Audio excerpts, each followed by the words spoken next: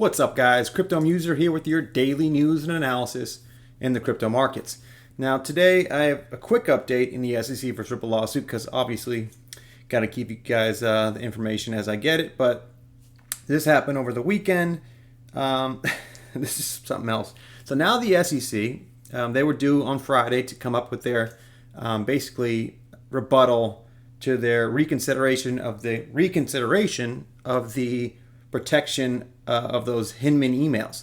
Now, the judge gave him an extra week to come up with another way of trying to hide these emails. I mean, it's amazing that the judge keeps giving them more and more time to come up with excuses, but now it's getting even crazier. Now the SEC is trying to say the SEC has filed a letter motion asserting the attorney-client privilege in connection with the Hinman speech.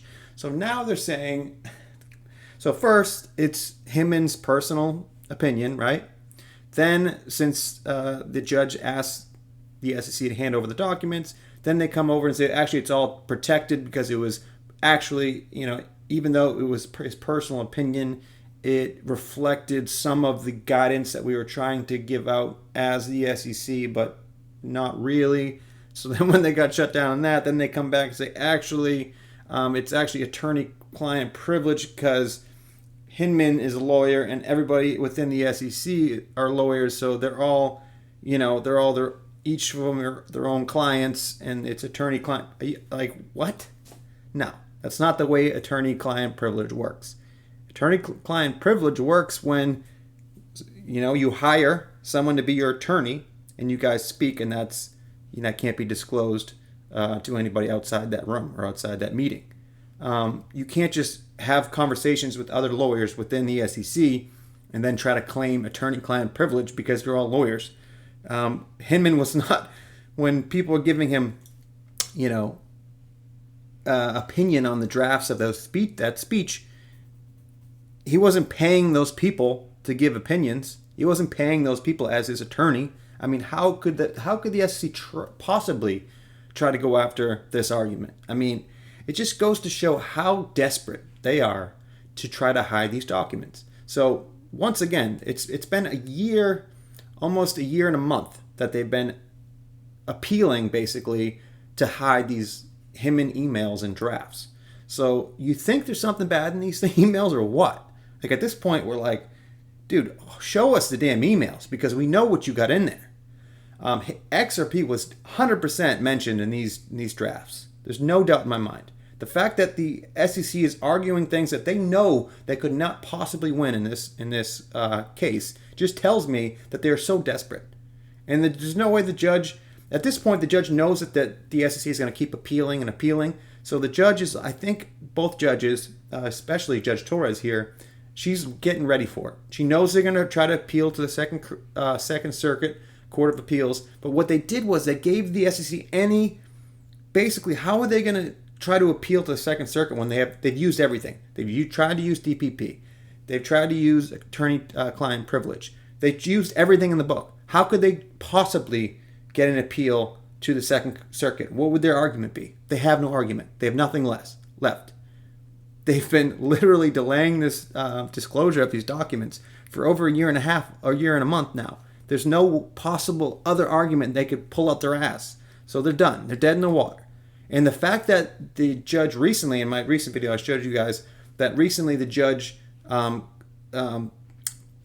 closed in on the dates, right? Before the briefing dates were from August to December. Well, Judge Torres just came down and now it's August to November, early November. So she wants to get this all done with before Christmas of this year.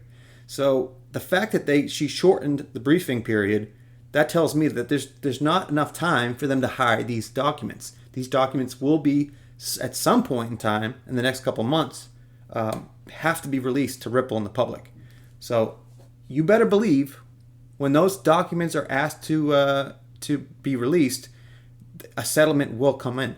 There's no way the SEC is going, and I keep saying this, I know, but there's no way the SEC will release these documents because that will take all the power away from the SEC. And you see right now there's this power grab being done by the CFTC at the moment, So the SEC is backed into a corner legally with this lawsuit, but also in a regulatory frame, they're being backed into a corner by the CFTC, because we all know most people that are, that have been in this space long enough knows that the CFTC should be regulating this, because these aren't securities, right? The token itself can never be the security. Yeah, the SEC can go after ICOs and fraudulent actors in the space, but most coins out there are commodities or currencies. So the CFTC or the FinCEN should be regulating the space. And I think it's becoming more and more, clear that the CFTC and FinCEN should be regulating. So I think that there's this, like I said, there's this power grabs that are being fought. The turf, the digital asset turf is being fought over right now for regulation, and the SEC, came out swinging for sure. But I think that, I think that the way that they've been using regulation by enforcement, it's been really hurting innovation. I think that congressmen and even the White House is starting to realize that this is not the way to go about to do things, right? You see other countries out there doing it the right way. Innovation in those countries are definitely growing, and then you see the U.S. and companies don't want to start here because they don't know the rules. There's no clear guidance on starting a crypto company in this country, so why would they do it? So I think the U.S. is finally getting the picture where it's like the SEC is hurting investors first off, but they're also hurting innovation in the U.S. And that can be detrimental moving forward in this space, because I think everybody can agree that crypto is here to stay now. I mean, when I first got into this 4.5 years ago, it was still a question in the air. Is crypto actually going to do something in the future? Is it going to be the future of finance? No one really knew. I knew, because that's why I invested in and got into it and started researching. But I think it was still kind of up in the air. How was Bitcoin going to do from 2017 till 2022? And we all saw what happened. We all saw what happened with the metaverse now, with DeFi, NFTs. I mean, if that just happened in the last 2 years, what do you think is going to happen in the next 5 to 10 years? So, I mean, I always try to, in these videos, tell people to look at the long-term aspect of things, right? Look to the next 5 to 10 years. Look to investing in crypto right now. Do your research, find the projects that you think that have a future, that have a use case, but think long-term. Stop looking at these short-term price action. Everybody's always so emotional when it comes to this market because they want money quick, right? They want to invest their money and they want their money next month. That's just not the way to go about things in this market. Unless you're a day trader and you're really good at it, because 95% of day traders lose money. You got to look at this as a long-term, investment, is a retirement thing. 5 to 10 years is not that long time to grow your money 10x, 20x your money. I mean, people would die for those returns. So you got to think at least, I mean, that's not that long term. I'm not telling you if you're in your 20s to wait till you're 60 years old to make some money. I'm just saying, if you're 25, 30 years old out there, by the time if you invest now and by the time you're 40, you'll be living pretty good, right? Not financial advice here, obviously, but long term, guys, macro, long term. Look at all the markets right now. What's going on? We're seeing, is there a recession coming? Are we going to have another big dip? At this point, I've been dollar cost averaging for the last couple months now, especially in the last couple weeks. That's the great thing about dollar cost averaging. You get in slowly, right? You take little pieces at a time. It drops now, take a piece. If it drops more, take a piece. If it drops more, take a piece until you have nothing left. Always try to have something on the sideline, but you don't want to throw all your eggs in one basket, right? So you slowly, invest slowly. Dollar cost average. Because if we see another dip, it's always good to have money on the sideline to buy that dip. And sometimes you buy the dip of the dip of the dip, but that's how you invest in this market. Just throwing all your money in one crypto or just all at once and one time, that's not the way to do it, right? Most people in this market start buying when things are going up. The smart people in this market are buying when things look, horrible. Right? When there's blood in the streets, that's when you buy up the fear, right? So before I get in the video, guys, if you guys could please like, subscribe, and leave a comment down below, it'd be very much appreciated. But let's get right into it. So Jeremy Hogan I'm not going to read what his thread, but he goes in on why this filing by the SEC is so ridiculous. I mean, you can't, like I said before, you can't just try to make every argument to try to protect these emails. It's not going to work. Yeah, attorney-client privilege, maybe one email, maybe there's, one or two emails out there that maybe him and, could call, and I loosely call him as his attorney, but I don't believe anybody within these emails or drafts, no one was paying, and Hinman wasn't paying any of these people to be their lawyer, to be his lawyer. So obviously there's no attorney-client privilege. But Jeremy Hogan goes through like the 3 steps of how it could possibly be attorney-client privilege, and each step along the way, he's like, nope, it won't work here, won't work here. It's not going to work. There's no way. The judge is not going to allow this to happen. So hopefully the judge, within the next couple of weeks, will come down with a ruling and finally, tell him again that you're denied here and you have to hand over the documents. And I think we're all really waiting for how this is all going to, push forward after they appeal to the Second Circuit Court of Appeals. Is Judge Torres going to deny that appeal? Is he going to just push it another couple months? That's what we're really all waiting for, because that's really how we see a settlement. As soon as, like I keep saying, as soon as we hear Judge Torres, all right, you've done everything you could, now you have to hand over those documents. There's like a 30 to 90 day period there where you'll probably see a settlement, because the SEC is not giving these documents out. Excuse me. So the next thing I want to show you guys, so this was a great, I don't know when this is David Schwartz, by the way, if you don't know, he's the CTO of Ripple, genius, one of the original architects of the XRP ledger. He had this video, I feel like it was a couple, whoa, what did I do? I believe this was, I want to say, sometime last year, but just listen to what he says here and just tell me you're not in the right place. The technology to allow every financial institution on the planet to settle with every other financial institution in a compatible jurisdiction in any asset in seconds for less than a penny. Just think about this. Anyone who's made a payment knows that we're nowhere near that today. But imagine every financial institution settling with every other financial institution in seconds for less than a penny, any asset. That's fundamentally transformative. We have the technology to do it. Now we just need to figure out how to drive the adoption. And of course, there's all the challenges there's incumbents, there's regulation, there's inertia, there's the there's big players who are really trying to defend, if you're one of the largest banks in the world, you want to push pause or stop on technology, because you're in the lead. So of course, you say you love technology, but obviously you wish you could stop it. So all those challenges. The technology. So what I get out of that, right, is that obviously Ripple has the technology to really fast forward the way we move money.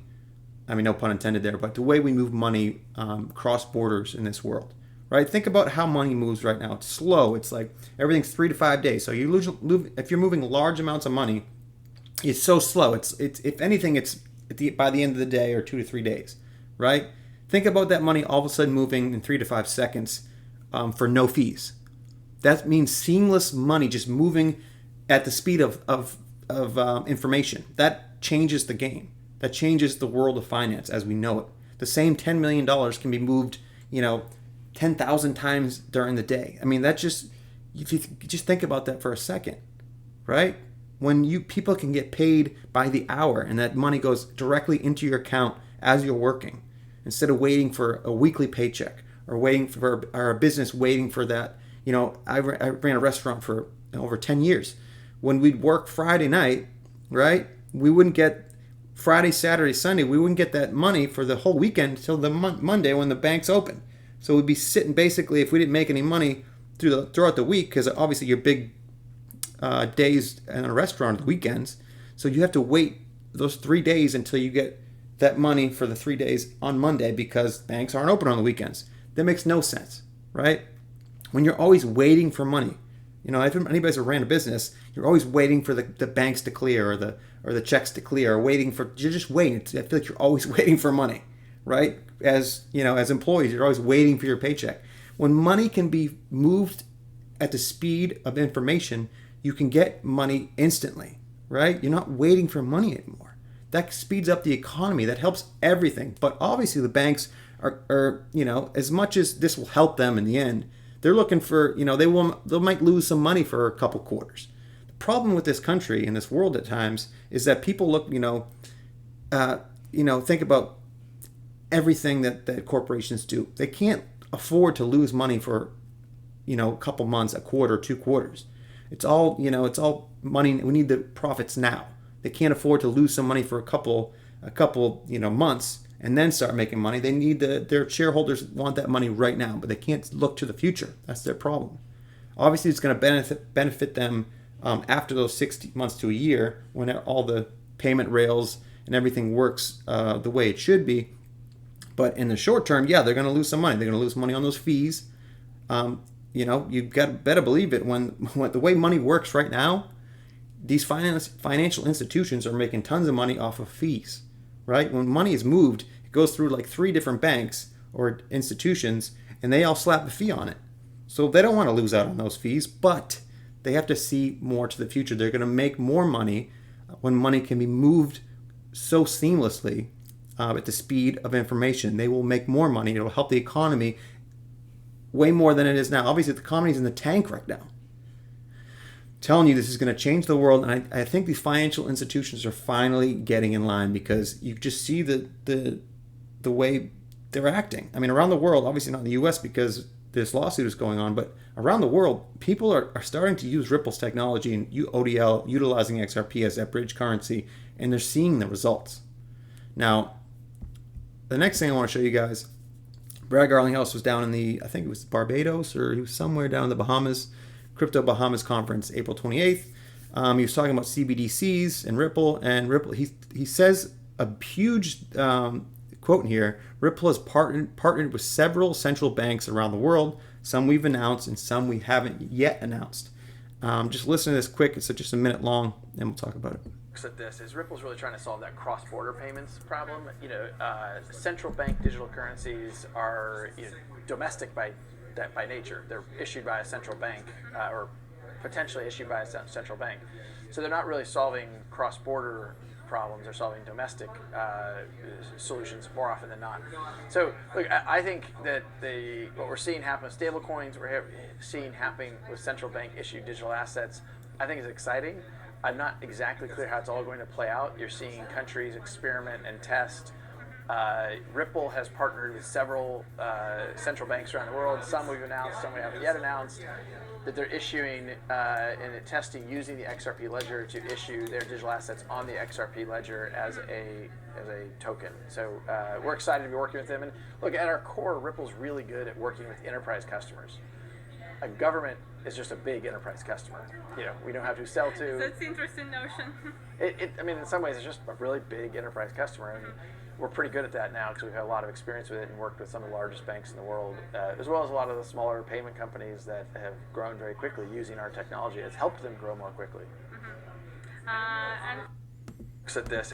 So, you see what Ripple's doing here, right? And the thing is, I think everybody has gotten it now that most central banks will have their own CBDCs, and even countries will have their own CBDCs. But the problem with that is, that works, and he said it perfectly there. That works great for domestic payments, right? Within their own bank, they can send money very easily. But when they want to do cross-border, right, from central bank to another central bank, or from government to another government, they need that bridge currency, right? They need that. They can't use a stable coin because that's basically like using the dollar. So you still have to have pre-funded accounts.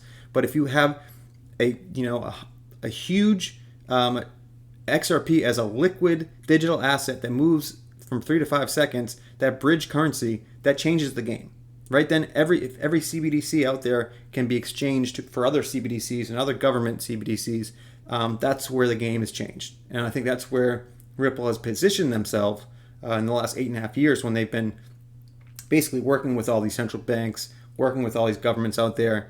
They're just ready to go. There's no other competitor that really has, the payment rails the relationships, the partners that Ripple has. And that's the reason why I've been so bullish on Ripple and XRP is because they've been doing this for 8.5 years. Yeah, there could be competitors that come out of nowhere, but they have a head start, a huge head start in the game, right? They've had these partnerships. You see Brad Garlinghouse in these interviews and in these conferences with like huge players in the world of finance and the IMF, the BIS. It's like you can't not see what's happening here, right? Ripple has a seat at the table in some of the biggest financial conferences I've ever seen. So you better believe Ripple has a head start of any other competitor that comes out. I'm sure there'll be competitors, and there are already a couple, but I'm telling you right now, competition is a great thing. That only pushes innovation even more. So yeah, you better believe XRP, XLM, XDC, HBAR, Algorand. These are all great payments. Great digital assets for payments because they're fast, cheap, and they work, right? So, I always, if something has a use case, if something can have utility in the future, that's a great investment to me. That's the way I look at things. But just thought that was just hearing, anytime I hear Brad Garlinghouse talk, I want to listen because he's always saying things even in between the words that he's saying. He's always, I feel like he's giving us information that, we should be, definitely paying attention to. So the next thing I want to show you guys, if it loads, this was Wilbur54 XRP. This is Santander. So Santander, you guys know, is one of the biggest banks in the world. It's based out of, I think, Spain. Santander and Ripple bring fast, cheaper cross-border payments to millions of retail and commercial customers. Santander is the biggest bank in the Eurozone by market capitalization, with 140 million customers around the world. No more hush-hush, just satisfied customers. Now, another quick little video. Just listen to this guy from Santander talk about using Ripple and how it benefits his customers. My name is Ed Metzger. I'm the Chief Technology Officer for OnePayFX. OnePayFX is the name that Santander has given to its new proposition for international payments. Banco Santander is the biggest bank in the Eurozone by market capitalization, and we have over 140 million customers around the world. The reason why we as Santander were interested in Ripple and able to move quickly into this space was driven ultimately by the customer need, and actually that search for solutions as to how to create that kind of customer experience. Ripple helps us address some of those pain points that we have seen in the past with some of our customers, and that's around being able to generate that certainty and that transparency along the transaction so that we can show that to our customers when they're making their payment. They can see how much is going to arrive, and they've got that certainty about the timing as well. And Ripple also helps us address the speed point as well. So we've seen some of our payments now are instant, which for an international payment is a great achievement, and that something that our customers have really been happy with. In the territories where we've launched it, we're seeing customers do more business with us. So we see more transactions from the same set of customers, and that's a very positive reinforcement of the service. We've also seen some evidence of customers changing their behavior. So as they understand that the service is faster, and as they understand that service gives them that certainty of how much is going to arrive there, we've seen some evidence of customers using it in new ways, a little bit more akin to a standard domestic payment. And that customer behavior, again, is very positive for us because it tells us that people feel comfortable using the service. Now, just think about it for a second, guys. Bear with me here. So hopefully everybody's made payments or made wires, bank transfers, maybe used Western Union or MoneyGram. You always fill out that paperwork, right? If you're doing MoneyGram or Western Union, and you go to send $5,000 to Mexico or something from here. It sends out the message. The person that's receiving the money says, all right, this money is coming. It'll arrive in 3 to 5 business days. You have to wait there for 3 to, and God forbid you do it on a Friday, then you have to wait the weekend, and then you might get that, if you send it Friday, you might get it the next week on Wednesday. So the fact is that people have to wait for money. They're always waiting. And if you all of a sudden give those customers an option that you can send that money instantly, you can send that $5,000 to whoever you wanted in Mexico or even Thailand or anywhere in the world instantly in 3 to 5 seconds. You think they're going to go back to Western Union or MoneyGram? No, once they get a piece of that instant payment, there's no way they're going back, right? This is changing the game. Do you understand that, right? This is something that works. This is something that is proven. Once people start using this, they're not going back. So it's only going to be, it's starting out slow. The rollout has definitely been slow.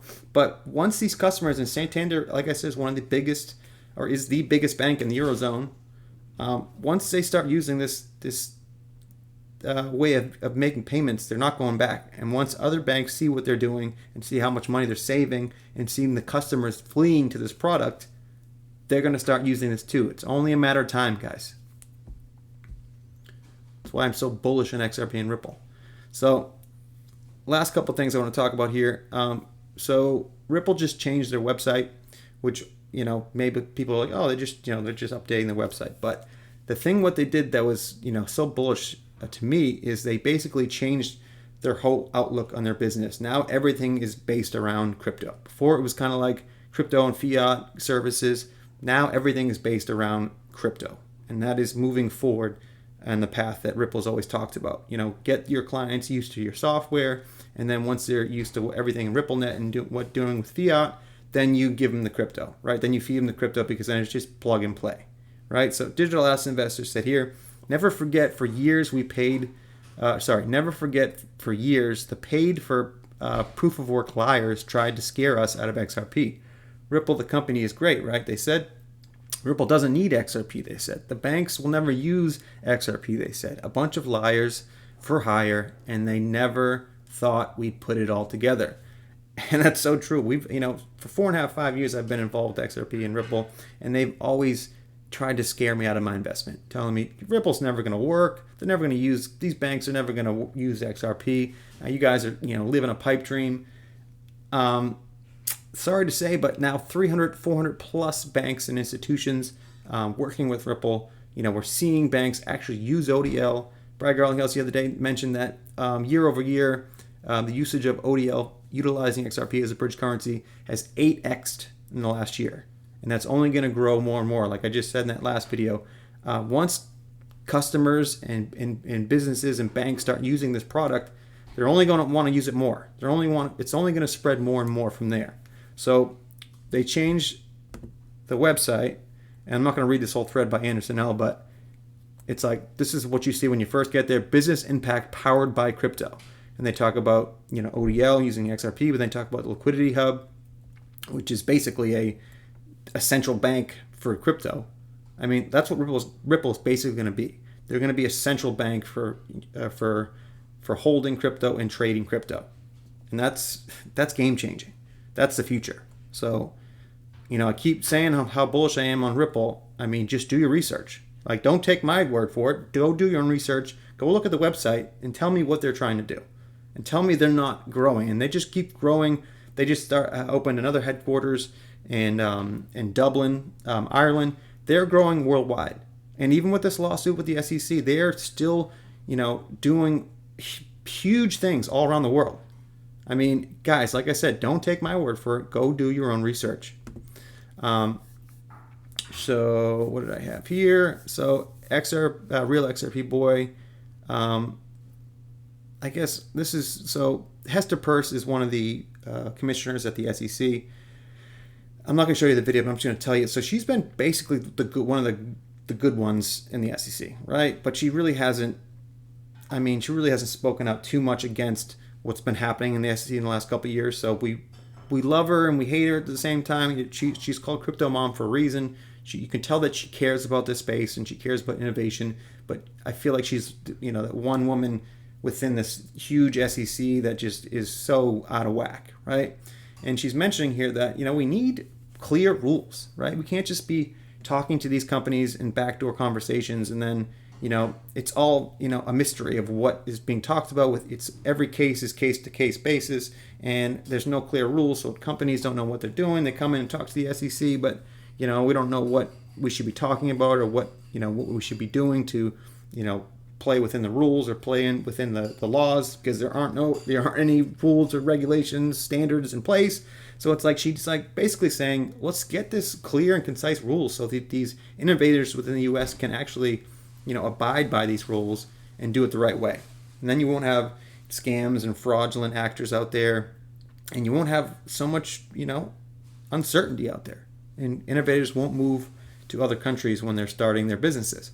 So Hester Peirce is one of the good ones in the space, but she needs to be more vocal, talking about everything going on with the SEC, because she knows, right? She knows that there's been bad actors. She knows about Bill Hinman. You best believe she knows about Bill Hinman and Jay Clayton, how they did business.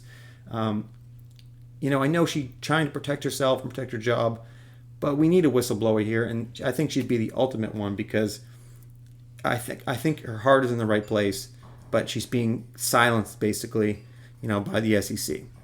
So hopefully we get something out of her. I'll end the video with this. A picture says more than 1,000 words. XRP is a security in red, just in the US. XRP is not a security the rest of the world. I mean, do I have to say anything else?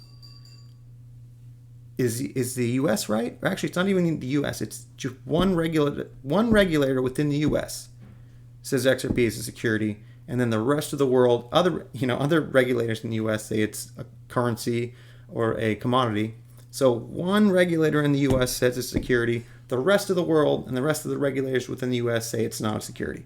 I wonder which one's right. I wonder which one. Wonder who's going to win this lawsuit against the SEC. Is the SEC going to win? I don't think so.